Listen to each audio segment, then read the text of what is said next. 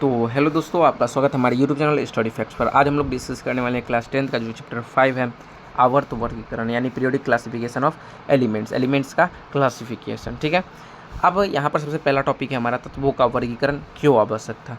तो जब तत्वों का संख्या बढ़ने लगी तब उनके गुणों का अध्ययन करना और याद करना क्या हो गया, कठिन हो गया। इसलिए उसके गुणों वाले तत्वों को एक साथ रखने के लिए तत्वों का वर्गीकरण किया गया। यहाँ पर तत्वों का वर्गीकरण क्यों किया गया, जैसे जैसे तत्वों की संख्या बढ़ने लगी तो उस तरह उसका जो गुण को अध्ययन करना और याद रखना क्या हो गया, कठिन हो गया। इसलिए इसका वर्गीकरण यानी तत्वों का वर्गीकरण क्या था, आवश्यक था। अब इसके उद्देश्य क्या थे, समान गुण वाले तत्वों को एक समूह में रखना, इसके एक उद्देश्य हो गया। दूसरा उद्देश्य नए तत्वों के गुणों का अनुमान लगाना, दूसरा उद्देश्य था। तीसरा उद्देश्य क्या था, तत्वों का अध्ययन आसान बनाना, ये तीसरा उद्देश्य था। अब समझते हैं दूसरा टॉपिक है हमारा डॉबेरेनर के ट्रिक यानी डॉबेरेनर ट्राइड्स कह सकते हैं। अब यहाँ पर डॉबेरेनर ट्रिक होता क्या है, 1817 में, कब 1817 में डॉबेरेनर ने ऐसे तीन तीन तत्वों के समूह बनाए जिनके गुण समान थे। इन्हें क्या कहा गया, ट्राइड्स कहा गया यानी ट्रिक कहा गया। अब इसके नियम पढ़ते हैं। नियम क्या है इसका, मध्य वाले तत्व का परमाणु द्रव्यमान लगभग पहले और तीसरे तत्व के परमाणु द्रव्यमान का औसत होता है। कहने का मतलब जैसे यहाँ पर देखिए तीन तत्व लिए और इसका जो गुण होगा वो क्या होगा, समान होगा। जैसे लिथियम सोडियम पोटासियम तीन तत्व लिए, तीनों का गुण क्या है, समान है। यहाँ पर परमाणु द्रव्यमान के अनुसार क्या किए, सजा दिए। वैसे यहाँ पर परमाणु द्रव्यमान के अनुसार नहीं सजाए। यहाँ पर देखिए, जैसे यहाँ पर देखिए लिथियम का कितना है परमाणु द्रव्यमान, 7 है, सोडियम का 23 है और पोटासियम का 39 है। लेकिन इसका नियम कह रहा है जो पहला वाला तत्व होगा, पहला वाला तत्व लिथियम है, लिथियम का परमाणु द्रव्यमान 7 है, और जो लास्ट वाला परमाणु द्रव्यमान होगा यानी कहने का लास्ट वाला क्या है, पोटासियम है, पोटासियम का परमाणु द्रव्यमान 39 है। दोनों का जो औसत होगा वो बीच वाले परमाणु द्रव्यमान का होगा। यानी कहने का मतलब दोनों का जब औसत निकालेंगे, ऊपर वाला और नीचे वाला दोनों का औसत निकालेंगे। औसत कैसे निकालते हैं, दोनों को आपस में जोड़ देते हैं और 2 से विभाजित करते हैं, तो जो औसत आएगा वो बीच वाले एलिमेंट का द्रव्यमान होगा। तो यहाँ पर 7 और 39 को जोड़े तो क्या आएगा, 23 आएगा, और 23 किसका है, तो सोडियम का है। तो ये नियम दिए, ठीक है। लेकिन इसके कुछ सीमाएँ हैं, केवल कुछ ही तत्वों पर लागू हुआ। ये जो नियम था वो कुछ ही तत्व पर लागू हुआ, सभी तत्व पर लागू नहीं हुआ। सभी तत्वों का वर्गीकरण नहीं हो सका, कुछ ही तत्वों का हुआ, ठीक है। अब तीसरा टॉपिक है हमारा न्यूलैंड्स का अष्टक नियम। क्या है, न्यूलैंड्स का अष्टक नियम यानी न्यूलैंड्स ऑफ ऑक्टेव्स। अब ये होता क्या है ये समझते हैं। 1866 में न्यूलैंड्स ने तत्वों को बढ़ते क्रम यानी द्रव्यमान के अनुसार व्यवस्थित किया। किसके अनुसार, परमाणु द्रव्यमान के अनुसार व्यवस्थित किया। नियम अगर पढ़ते, नियम जानते हैं तो हर 8वें तत्व पहले तत्व के समान गुण दिखाता है। जो 8वां तत्व होगा वो पहले वाले तत्व के कैसा गुण दिखाएगा, समान गुण दिखाएगा। जैसे यहाँ उदाहरण के साथ समझते हैं, जैसे lithium, beryllium, boron, carbon, nitrogen, oxygen, fluorine, sodium, इसके परमाणु द्रव्यमान के अनुसार इसको क्रम में सजा दिए। यहाँ पर जो पहला तत्व का द्रव्यमान होगा, जैसे लिथियम का 7 है और लास्ट वाला सोडियम का 23 है, यानी जो पहला वाला होगा वो लास्ट वाले के तत्व के गुण से मिलता जुलता रहेगा। यानी जैसे कि मान के चलो यहाँ पर सोडियम है, सोडियम किसके साथ कैसा गुण दिखाएगा, लिथियम के जैसा गुण दिखाएगा, ठीक है। तो सोडियम का गुण लिथियम से मिलता जुलता है, ठीक है। ये इनके नियम है। लेकिन इनकी कुछ उपलब्धियाँ, जैसे तत्वों का क्रमबद्ध किया, आवर्तित का विचार किया, और इनकी कुछ सीमाएं थी। केवल कैल्शियम तक ही सही था, पूरे आगे कैल्शियम से आगे कोई भी तत्व इस नियम पर लागू नहीं होता था। नए तत्वों के लिए स्थान नहीं छोड़े, जो नया नया तत्व आता था उसके लिए स्थान क्या किए, नहीं छोड़े।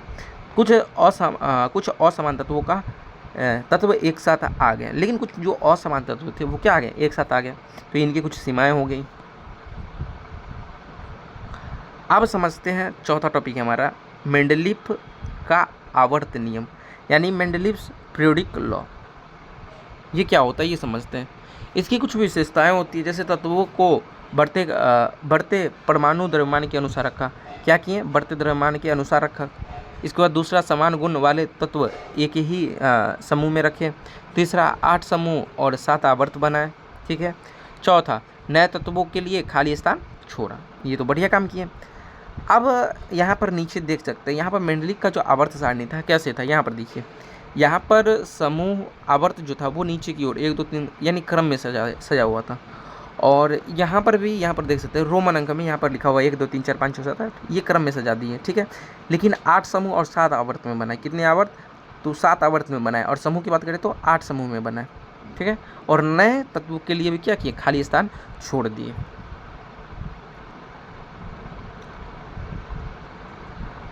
अब मेंडलीव की उपलब्धियाँ भी थी। अब क्या उपलब्धियाँ थी ये समझते हैं। मेंडलीव की उपलब्धियाँ, तो नए तत्वों के लिए स्थान छोड़ा, ये तो सही बात है। कई तत्वों के गुणों की सही भविष्यवाणी की, ठीक है। गलत परमाणु द्रव्यमान वाले तत्वों को क्या किया, सुधारा गया। आधुनिक आवर्त सारणी का आधार बना, ये जो मेंडलीव का जो नियम दिया गया था उसका आधार बन गया, ठीक है। मेंडलीव की कुछ सीमाएँ थी। अब क्या सीमाएँ थी, इनकी क्या गलतियाँ थी वो देखते हैं। हाइड्रोजन का निश्चित स्थान नहीं था। किसका स्थान निश्चित नहीं था? हाइड्रोजन का निश्चित स्थान नहीं था। समस्थानिकों यानी आइसोटोप्स का स्थान स्पष्ट नहीं था। आइसोटोप्स किसे कहते हैं? जिसका परमाणु संख्या क्या हो, समान हो और परमाणु द्रव्यमान अलग हो, आइसोटोप्स कहलाता है। तो इसका जो आइसोटोप्स का स्थान क्या किया, स्पष्ट नहीं था। इसके बाद कुछ तत्वों का क्रम जो था वह यानी परमाणु द्रव्यमान के अनुसार नहीं था। ये गलत हो गया, परमाणु द्रव्यमान के अनुसार नहीं था। तो ये मेंडलीव की सीमाएं हो गई। अब उदाहरण के साथ समझते हैं। जैसे यहाँ पर कोबाल्ट का परमाणु संख्या 59 होता है, ठीक है। और परमाणु 59 का परमाणु द्रव्यमान निकेल से कम है, यानी कोबाल्ट का जो परमाणु द्रव्यमान होगा वो निकेल से क्या होगा, कम होगा। फिर भी कोबाल्ट और निकल से पहले रखा गया, ठीक है।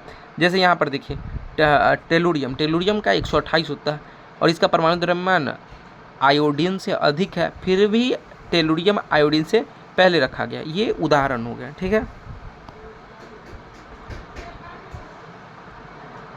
अब है 8वां टॉपिक। 8वां टॉपिक क्या है? आधुनिक आवर्त नियम यानी मॉडर्न पीरियोडिक टेबल, और ये अभी चल रहा है, ठीक है। अब ये आधुनिक आवर्त नियम क्या है? तत्वों के गुणों उनके परमाणु क्रमांक यानी एटॉमिक नंबर के आवर्ती फलन होते हैं, ठीक है। यह नियम हेनरी मॉसले द्वारा किया गया। इसका महत्व की बात करते हैं तो परमाणु क्रमांक के आधार पर सभी समस्याओं का समाधान हुआ, ठीक है। आधुनिक आवर्त सारणी का निर्माण हुआ किसके नियम के अनुसार? आधुनिक आवर्त नियम के अनुसार। अब 9वां टॉपिक है हमारा आधुनिक आवर्त सारणी। आधुनिक आवर्त सारणी में अगर देखें तो इनकी विशेषता, जैसे 18 समूह और 7 आवर्त होते हैं। कुल कितना समूह होते हैं? 18 समूह और 7 आवर्त होते हैं। तत्वों को बढ़ते परमाणु क्रमांक के क्रम में रखा गया, ठीक है। धातु बनाई और अधातु धातु बाईं और अधातु दाईं और उपधातु जो थे वो बीच में पाए जाते हैं। इन्होंने ये आधुनिक आवर्त सारणी में रखा गया है ये सब। इसके बाद सबसे दाईं ओर समूह, सबसे दाईं ओर क्या है? समूह 18 में निष्क्रिय गैस होते हैं, ये रखा गया, ये भी सही है। यहाँ पर देख सकते हैं 18 ये रहा, 18 में निष्क्रिय गैस रहता है यानी नोबेल गैस रहता है। नोबेल गैस कहने का मतलब helium, neon, argon, krypton, radon, xenon ये सब रहते हैं, ठीक है। इन्होंने ये रखा। तो यहाँ पर देख सकते हैं, यहाँ पर आवर्त सारणी बनाया गया है। यहाँ पर देख सकते हैं, यहाँ पर देख लीजिएगा, यहाँ पर जो बाईं ओर रहता है वो धातु रहता है, इसके बाद दाईं ओर क्या रहता है? अधातु रहता है, और जो बीच में रह गया वो क्या है? हमारा उपधातु है। क्या है? उपधातु है।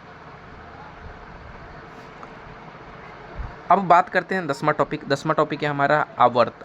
आवर्त जिसे इंग्लिश में कहते हैं पीरियड कहते हैं, पीरियड्स कहते हैं। क्या कहते हैं? पीरियड्स। अब ये आवर्त होता क्या है? आवर्त सारणी की क्षैतिज पंक्तियों यानी हॉरिजॉन्टल रो को क्या कहते हैं? आवर्त कहते हैं, पीरियड्स कहते हैं। आवर्त की बात करें तो कुल आवर्त कितने होते हैं? 7 होते हैं। कितने होते हैं? 7 होते हैं। तत्वों की संख्या की बात करें, जैसे आवर्त में जैसे प्रथम, द्वितीय, तृतीय, चतुर्थ, पंचम, षष्ठ, सप्तम, ये क्या हो गया? आवर्त हो गया। तो तत्वों की संख्या की बात करें, तत्वों की संख्या जैसे प्रथम में 2 है, द्वितीय में 8 है, तृतीय में 8 है, चतुर्थ में 18 है, पंचम में 18 है, षष्ठ में 32 है, सप्तम में अपूर्ण है। अपूर्ण कहने का मतलब पूरा नहीं है, उसमें और तत्व जैसे जैसे खोजा जाएगा इसमें रखा जाएगा। ये नहीं, ये अपूर्ण है, पूरा नहीं है। अब इसकी सामान्य विशेषता की बात करें, बाएं से दाएं जाने पर क्या होता है? जब बाएं से दाएं की ओर जाने पर, यहाँ देख सकते हैं, यहाँ पर सारणी दिया हुआ है, यहाँ पर देख सकते हैं, यहाँ पर जो सारणी दिया हुआ है इसमें देखते हैं, यानी बाएं से दाएं जाना। इधर बायां है और इधर दायां है, लेकिन हम चलेंगे किधर से किधर? बाएं से दाएं की ओर चलेंगे। अब बाएं से दाएं ओर चलने पर क्या होता है ये समझते हैं। जब बाएं से दाएं ओर चलेंगे तो क्या होगा? परमाणु क्रमांक क्या होंगे? बढ़ेंगे। ये सही बात है। पहले 1 आएगा, 1 के बाद 2 आएगा, 2 के बाद 3 आएगा, 3 के बाद 4 आएगा, ऐसे बढ़ते जाएगा। संयोजकता पहले बढ़ती है फिर घटती है। कहने का संयोजकता यानी जो संयोजकता जो संयोजकता कहने का मतलब जो वैलेंस इलेक्ट्रॉन था, संयोजकता क्या, वैलेंस इलेक्ट्रॉन था, वो पहले क्या होगी, बढ़ेगी, क्या होगी, बढ़ेगी, फिर क्या होगी, घटेगी। ये संयोजकता हो गया, पहले बढ़ता है और घटता है। कैसे बढ़ता है, बाईं से दाईं ओर आने पर। धात्विक गुण जो होता है वो क्या हो जाती है, कम हो जाती है। और धात्विक गुण होते हैं वो बढ़ जाते हैं बाईं से दाईं ओर आने पर। परमाणु आकार जो होता है वो क्या होता है, घटता है बाईं से दाईं ओर आने पर। फिर आयनीकरण जो ऊर्जा होती है वो क्या होती है, बढ़ती है, क्या होती है, बढ़ती है। कैसे कैसे कैसे बढ़ती है, बाईं से दाईं ओर की ओर आने पर बढ़ती है। तो ये आपको याद रखनी है। अब यहाँ पर आगे के टॉपिक में हम पढ़ेंगे, यहाँ पर आगे की टॉपिक में समूह यानी ग्रुप्स, संयोजकता में परिवर्तन, परमाणु आकार में परिवर्तन, धात्विक एवं अधात्विक गुणों में परिवर्तन, इसका विद्युत ऋणात्मकता पढ़ेंगे, निष्कर्षण गैसों के बारे में पढ़ेंगे इत्यादि। अगले पेज में देखते हैं। तो यहाँ पर 11वां टॉपिक है समूह। समूह कहने का मतलब ग्रुप्स। आधुनिक आवर्त सारणी की ऊर्ध्वाधर स्तंभों यानी वर्टिकल कॉलम्स को क्या कहते हैं, समूह कहते हैं, ग्रुप्स कहते हैं। कुल समूह की बात करें तो कितना होता है, 18। कुल समूह की बात करें तो 18 समूह होते हैं, ठीक है।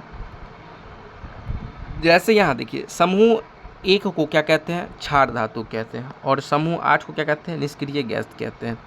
और जो यहाँ से यहाँ तक है, यहाँ से यहाँ तक जो है, इसको डी ब्लॉक कहा जाता है। क्या कहा जाता है, डी ब्लॉक कहा जाता है। और इसमें संक्रमण तत्व रहते हैं। और यहाँ से यहाँ तक जो रहता है वो पी ब्लॉक कहलाता है। क्या कहलाता है, पी ब्लॉक कहलाता है, ठीक है। और एस ब्लॉक क्या होता है, ये जो कलर में कलरफुल है, ये पिंक कलर में जो है वो एस ब्लॉक है। इसके बाद ये जो आसमानी कलर में ये डी ब्लॉक है। इसके बाद जो पीला में है इसे पी ब्लॉक कहा जाता है, ठीक है। और ये जो बैंगनी कलर का है वो एफ ब्लॉक है। कैसा ब्लॉक है, एफ ब्लॉक है। एफ ब्लॉक को आवर्त सारणी के नीचे अलग दिखाया जाता है। वैसे इसको अलग नीचे दिखाया जाता है, अलग से पढ़ेंगे कैसे क्या होता है, बस इतना समझ लीजिए। अब बर्मा टॉपिक क्या है, बर्मा टॉपिक हमारा समूहों की विशेषता है। क्या, समूहों की विशेषता है। अब समूहों की क्या विशेषताएं हैं ये समझते हैं। एक ही समूह के सभी आवर्त तत्वों के बाह्य कक्षा में इलेक्ट्रॉन की संख्या क्या होती है, समान होती है। यानी जो एक ही समूह के तत्व होंगे उसके बाह्य कक्षा में इलेक्ट्रॉन की संख्या क्या होंगे, समान होंगे। इसलिए इनकी रासायनिक प्रॉपर्टियाँ क्या होती है, समान होती है। इसके गुण भी क्या होते हैं, समान होते हैं। ऊपर से नीचे जाने पर परमाणु आकार क्या होता है, बढ़ता है। और धात्विक गुण क्या होते हैं, बढ़ते हैं। जैसे जैसे नीचे जाने पर क्या, जैसे जैसे ऊपर से नीचे जाएंगे तो परमाणु का आकार क्या होगा, बढ़ता जाएगा, और धात्विक गुण भी क्या होगा, बढ़ेगा, ठीक है। इसके बाद समूह 18 के तत्वों को क्या कहते हैं, निष्क्रिय गैस कहते हैं। अक्रियाशील होते हैं, जैसे कि हीलियम हो गया। क्या होंगे, हीलियम। आवर्त समूह 18 में कौन कौन से तत्व है, हीलियम है, हीलियम, नियोन है, नियोन, आर्गन है, क्रिप्टन है, जेनन है, रेडन है, यानी ये सब तत्व है। और इन्हें क्या कहा जाता है, नोबेल गैस कहा जाता है, या फिर निष्क्रिय गैस कहा जाता है। और क्रियाशील गैस होते हैं ये, ठीक है। इसके बाद 13वां टॉपिक क्या है, संयोजकता में परिवर्तन। यानी जो वैलेंसी है उसमें क्या होता है, परिवर्तन आता है। क्या आता है, परिवर्तन आता है। वैलेंसी ट्रेंड यानी संयोजकता में परिवर्तन। आवर्त सारणी में किसी आवर्त या समूह में संयोजकता यानी वैलेंसी के बदलने के क्रम को संयोजकता में परिवर्तन कहते हैं। यानी कैसे बदलता है ये समझते हैं। जैसे पहला में आवर्त में, यानी बाएं से दाएं जाने पर क्या होता है। अब यहाँ पर देखिए, आवर्त में परमाणु आकार क्या होता है, घटता है। कैसे घटता है, बाएं से दाएं ओर जाने पर क्या होता है, परमाणु का जो आकार होता है वो क्या होता है, घटता है। जैसे यहाँ देखिए, सोडियम का है, सोडियम के बाद मैग्नीशियम के बाद एल्युमिनियम, के बाद सिलिकॉन के बाद फास्फोरस, इस पर सल्फर के बाद क्लोरीन। यानी सोडियम का देखिए परमाणु आकार थोड़ा बड़ा है, इससे छोटा मैग्नीशियम का है, इससे भी छोटा एल्युमिनियम से भी छोटा परमाणु का आकार सिलिकॉन का है, सिलिकॉन के बाद फास्फोरस का है, फास्फोरस के बाद सल्फर का है, सल्फर के बाद क्लोरीन का है। यानी जैसे जैसे बाएं से दाईं ओर जाएंगे तो उसी तरह क्या होगा, परमाणु का आकार क्या होगा, घटता जाएगा। तो यहाँ पर परिभाषा दिया हुआ है, इसका कारण दिया हुआ है, सॉरी परिभाषा नहीं, कारण दिया हुआ है। ऐसा क्यों होता है, क्योंकि बाएं से दाएं जाने पर परमाणु क्रमांक बढ़ता है। परमाणु क्रमांक क्या होता है, बढ़ता है। परंतु इलेक्ट्रॉन उसी आवरण में क्या होते हैं, जुड़ते हैं। क्या होते हैं, जुड़ते हैं। इसलिए नाभिक का जो आकर्षण होता है वो भी क्या होता है, बढ़ता है, और आकार क्या होता है, छोटा होता है। तो यानी इसके ये कारण हो गया। ठीक है, अगर यहाँ पर आकार की बात करें तो सबसे बड़ा कौन होगा, सोडियम का, सोडियम, और इससे छोटा मैग्नीशियम, मैग्नीशियम से एल्युमिनियम, एल्युमिनियम से भी छोटा सिलिकॉन, सिलिकॉन से फास्फोरस, सल्फर और क्लोरीन। इस तरह से ये क्या हो रहा है, आकार घटते जा रहे हैं। अब दूसरा है हमारा समूह में, वो तो हम देख लेते हैं आवर्त में, लेकिन अब देखेंगे समूह में। समूह में कहने का तो ऊपर से नीचे की ओर जाने पर आकार क्या होता है, ऊपर से नीचे जाने पर क्या होता है, परमाणु का आकार बढ़ता है। क्या होता है, बढ़ता है। जैसे यहाँ देखिए lithium, sodium, potassium, rubidium, caesium, ये ऊपर से नीचे की ओर ये आवर्त सारणी का है, समूह है। अब यहाँ देखिए, यहाँ पर लिथियम का जो साइज था वो छोटा था, सबसे छोटा लिथियम का, इसके बाद सोडियम का, सोडियम के बाद पोटासियम का, पोटासियम के बाद रुबिडियम का, रुबिडियम, सोडियम, यानी धीरे धीरे आकार क्या होता है, बढ़ता है ऊपर से नीचे आने पर। ऐसा क्यों होता है, क्योंकि नीचे जाने पर नए नए आवरण क्या होते हैं, जुड़ते हैं, इसलिए आकार क्या होता है, बढ़ता है। ठीक है, समझ में आया। अब है 15वां टॉपिक। 15 नंबर टॉपिक क्या कह रहा है, 15 नंबर टॉपिक है हमारा धात्विक एवं अधात्विक गुणों में परिवर्तन। क्या है, धात्विक एवं अधात्विक गुणों में परिवर्तन। आवर्त में देखते हैं, आवर्त में बाएं से दाएं जाने पर ये जो धात्विक और अधात्विक गुण है वो क्या होते हैं। तो धात्विक गुण क्या होते हैं, घटते हैं बाएं से दाएं जाने पर। ठीक है, और अधात्विक गुण जो है वो क्या होते हैं, बढ़ते हैं। क्या, बढ़ते हैं। धात्विक गुण घटते हैं बाएं से दाएं जाने पर, लेकिन अधात्विक गुण क्या होते हैं, बढ़ते हैं। कारण क्यों ऐसा होता है, क्योंकि बाएं से दाएं जाने पर परमाणु का जो आकार होता है वो क्या होता है, घटता है, और नाभिक का जो आकर्षण है, अट्रैक्शन है, वो क्या होता है, बढ़ता है। धातु इलेक्ट्रॉन खोने की वृत्ति कम हो जाती है तथा अधातु इलेक्ट्रॉन ग्रहण करने की वृत्ति जो है वो क्या हो जाती है, बढ़ जाती है। इसलिए ऐसा होता है, बाएं से दाएं जाने पर क्या होता है, धात्विक गुण घटता है और अधात्विक गुण बढ़ता है। ठीक है, तो धात्विक गुण बराबर घटते हुए से अधात्विक गुण बढ़ते हुए, यानी पहले धात्विक गुण क्या होता है, घटता है, इसके बाद अधात्विक गुण बढ़ता है। यानी बाएं से दाएं जाने पर जो धात्विक गुण होता है वो घटता है और अधात्विक गुण बढ़ता है। अब यहाँ पर समूह में बात करें, ऊपर से नीचे जाने पर ये क्या होता है, धात्विक गुण। धात्विक गुण ऊपर से नीचे आने पर क्या होता है, धात्विक गुण बढ़ता है और अधात्विक गुण घटता है। लेकिन बाएं से दाएं जाने पर क्या देखे थे, घटता है, इसके बाद बढ़ता है। क्या बढ़ता है, घटता क्या है, धात्विक गुण, और बढ़ता क्या है, अधात्विक गुण, बाएं से दाएं जाने पर। लेकिन यहाँ पर धात्विक गुण क्या होता है, बढ़ता है ऊपर से नीचे जाने पर, और अधात्विक गुण घटता है। ये आपको याद रखनी है। क्यों ऐसा होता है, क्योंकि नीचे जाने पर परमाणु आकार क्या होता है, बढ़ता है, और बाह्य कक्षक में इलेक्ट्रॉन पर नाभिक का जो आकर्षण क्या हो जाता है, कम हो जाता है। इसलिए धातु जो होता है इलेक्ट्रॉन खोने की क्षमता बढ़ जाती है। ठीक है, अब इसके धात्विक यहाँ पर वही यहाँ पर शो किया हुआ है एरो देके, यहाँ पर धात्विक गुण जो होता है वो ऊपर से नीचे आने पर क्या होता है, बढ़ता है, और अधात्विक गुण घटता है। इतना याद रखिएगा। अब इसके बाद विद्युत ऋणात्मकता की बात करते हैं, यानी इलेक्ट्रोनिगेटिविटी की बात करते हैं। इसमें क्या परिवर्तन होता है ये समझते हैं। किसी परमाणु द्वारा बंधन में लगे इलेक्ट्रॉन को अपने ओर खींचने की क्षमता को विद्युत ऋणात्मकता कहते हैं। इसे समझते हैं। जैसे पहला टॉपिक है हमारा आवर्त में बाएं से दाएं जाने पर, कैसे, बाएं से दाएं जाने पर विद्युत ऋणात्मकता जो होती है वो बढ़ती है। किधर से किधर, बाएं से दाएं जाने पर विद्युत ऋणात्मकता यानी इलेक्ट्रोनिगेटिविटी जो होती है वो क्या होती है, बढ़ती है। ऐसा क्यों होता है, क्योंकि परमाणु आकार जो होता है वो क्या होता है, घटता है, तथा नाभिक का जो आकर्षण होता है वो क्या होता है, बढ़ता है। यानी परमाणु का आकार घटता है और नाभिक का आकर्षण क्या होता है, बढ़ता है बाएं से दाएं जाने पर। आपको ये याद रखना है। ठीक है,